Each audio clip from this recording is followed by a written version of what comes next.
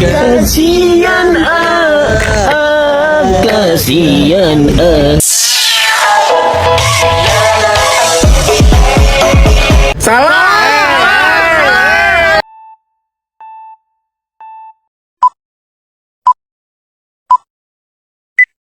Halo guys, balik lagi sama aku Sofi Sarah Zahra sebagai host di Rumah Podcast.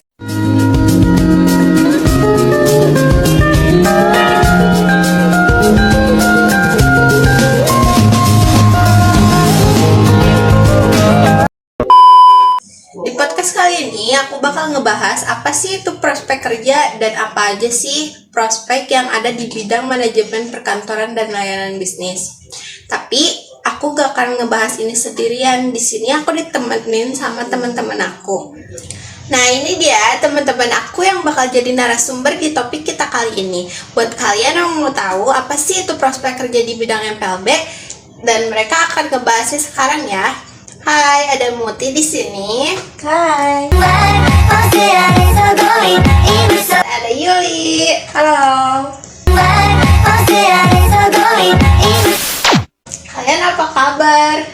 Baik, alhamdulillah. Kamu apa kabar sekarang? Iya, aku baik juga, alhamdulillah. Kesibukan kalian apa sekarang? Kesibukannya kalau untuk sekarang itu lebih sibuk sekolah gitu ya. Ya, jurusan MPLB itu sekarang lagi sibuk buat persiapan ujian, kayak belajar buat printing, scanner. Pokoknya nyambung banget sama prospek yang bakal kita bicarain sekarang. Oke, sebelum kita ngebahas apa sih itu prospek kerja, mereka bakal ngejelasin lebih dulu apa sih itu manajemen perkantoran dan layanan bisnis itu. Jadi, manajemen perkantoran itu adalah program studi yang memfokuskan para pelajar tentang cara mengelola dan mengoptimalkan kegiatan perkantoran agar lebih efektif. Di dalam manajemen perkantoran juga kita diajarkan pelayanan bisnis operasional untuk kedepannya. Dan kita juga belajar tentang teknologi perkantoran seperti mengetik 10 jari dan aplikasi-aplikasi Microsoft Word Supaya berjalan dengan baik dan lancar. Sesuai dengan topik tadi ya, kita bakal langsung aja bahas sama mereka. Menurut kalian, prospek kerja di bidang MPLB itu apa sih dan gimana? Kalau untuk prospek itu kan, prospek itu peluang ya. Peluang dalam bekerja gitu. Jadi prospek di bidang MPLB itu peluang kerja setelah kita nanti lulus dari program keahlian manajemen perkantoran. Ini masih banyak banget gitu. Contohnya kayak kita bisa jadi manajer, bisa jadi konsultan, ataupun lainnya. Ataupun kita juga bisa bikin usaha, seperti usaha fotokopi. terus jadi event organizer, jadi tour guide gitu, banyak. Nah, kita juga bisa jadi YouTuber ya, kayak contoh kita sekarang lagi ngebahas di Rumah Podcast ini. Satu kunci yang dari semua itu adalah komunikasi itu penting. Kenapa sih komunikasi itu penting? Karena kan komunikasi itu berbicara ya sama orang. Ketika kita bicara, orang itu pasti menilai kalau dia ini menarik, dia bisa ngobrol gitu, dia enak ngomongnya, nggak kaku, nggak awkward lah gitu. Ya, tapi dalam komunikasi itu juga dibutuhkan juga dalam diri kita kepercayaan diri dalam diri gitu ya. Kalau misalnya kita ngomongin komunikasi nih, berarti kan berhubungan sama percaya diri. Percaya diri itu penting gak sih? Kalau dalam kehidupan sehari-hari ataupun dalam pekerjaan ataupun dalam sekolah juga, percaya diri itu sangat penting. Dan nomor satu, meskipun percaya diri itu sangat ditakuti gitu oleh semua orang. Contoh kan kayak kita ngomong di depan banyak orang itu kayak takut gitu, takut salah, nanti dibilang ih salah gitu. Nah, jadi tapi kita tuh sebenarnya kalau misalnya percaya diri, jangan dihirauin kata-kata yang mereka anggap mereka gak ada gitu, supaya kita juga percaya diri. Oke, contoh kalian suka ngobrol, suka banget ngomong di depan orang, nah kalian bisa jadi YouTuber kayak gini nih, bikin podcast, ngobrol-ngobrol sama teman-teman.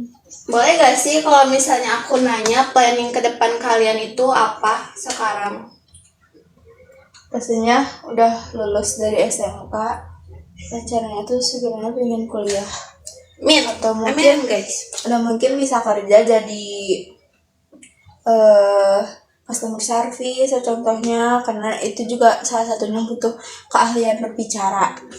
Ya, kalau untuk dari diri aku sendiri setelah nanti lulus SMK, aku pengen kuliah gitu ya, ngelanjutin keahlian yang dari SMK gitu, kayak pengen kuliah di manajemen.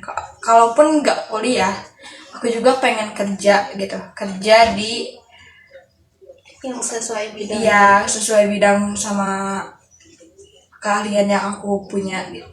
Ya kayak bisa jadi sekretaris ataupun jadi MC juga kita bisa gitu. Yes. Nah, kan komunikasi nomor 1 guys.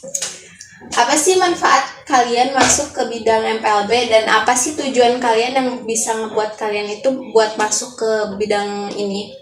Karena kan kalau diri aku pribadi gitu ya, aku masuk jurusan MPLB itu karena banyak banget manfaatnya, apalagi kan sekarang apapun serba digital gitu.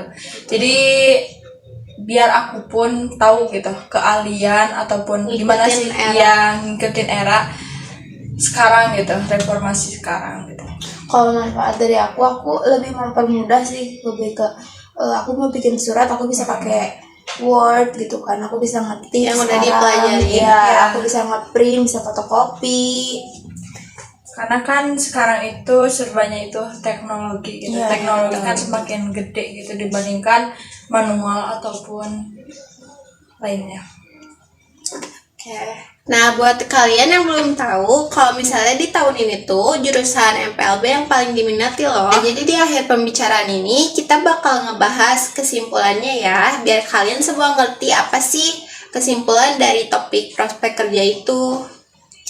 Nah, prospek itu tadi pengalaman atau nanti hal yang kita bakal lakuin di masa depan. Nah, prospeknya itu kan banyak, contohnya jadi kita juga bisa jadi manajer, analisis data, konsultan digital ataupun konsultan bisnis. Kita juga bisa jadi YouTuber ataupun kita bisa membuka peluang usaha yaitu seperti IO, WO, fotokopi, editing ataupun tour guide.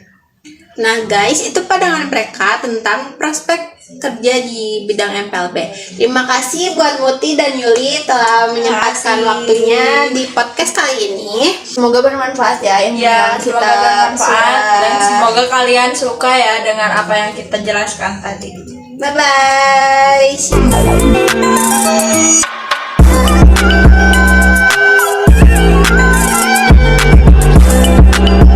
End of flashback. Sebagai host di Rumah Podcast.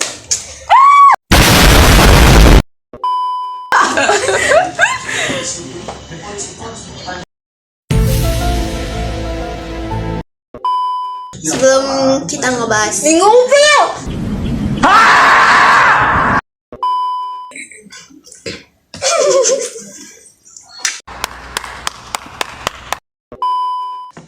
Ini dia teman.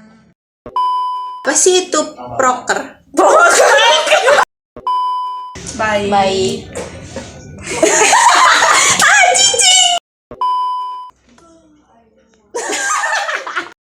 Huh?